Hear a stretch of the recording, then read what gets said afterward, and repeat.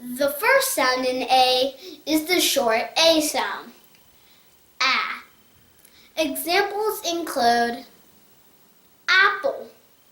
In apple, the first letter of the word is the letter A, and it makes the short A sound.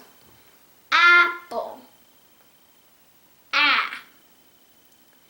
In the same way, the word astronaut also begins with the letter A, and the letter A makes the short A sound once again. Astronaut. A. And now, the next word is cap. Now, as you can see, the word cap is slightly different. It has the letter A in the middle of the word. This means that the vowel itself, A, is actually joining the two consonants, C and P, together to form the word cap. And the letter A makes the short A sound. Cap. A. And just like that, the next word, cat, also has the letter A in the middle. Once again, the vowel A bridges the two consonants, C and T, to form the word cat.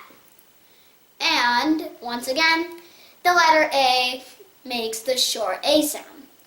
A. In the same way, there's the words bat, map, pan, and van.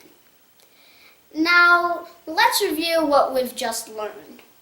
So, the first sound is the short A sound.